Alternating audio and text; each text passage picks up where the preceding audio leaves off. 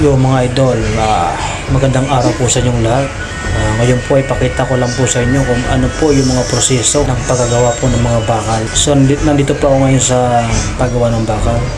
Hindi ko na lang po banggitin ang pangalan ng kumpanya. So ito po ay nasa Caloocan lamang. Ako po dito ay charging operator. Po yung nagsasalang ng mga billets sa isang malaking pugon upang bagahin po ang isang solidong baka para dumaan sa mga bola na siya po maghuhulma upang maging isang steel bar.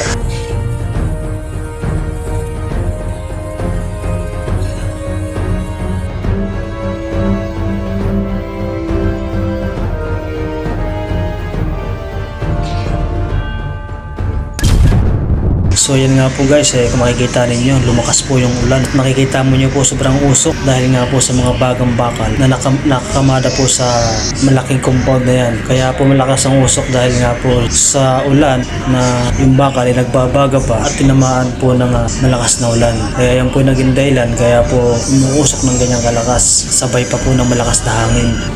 Oh, diba? Taas ng usok oh, mula sa labas. Marami yung angkin ng ano.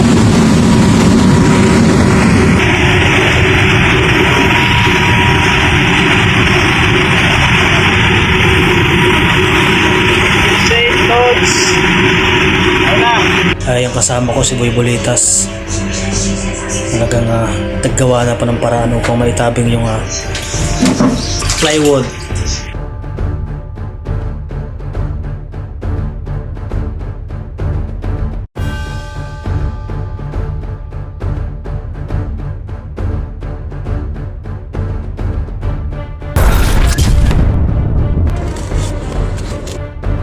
So ngayon nga po ay ako po ay naglagalib ng forklift at sinasalang ko naman po yung mga billets dun sa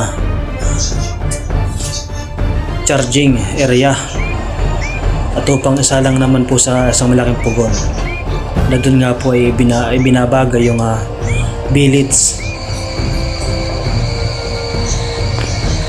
Ibali mabigat po yung isang billets na yan, 300 kilos po ang isang billets.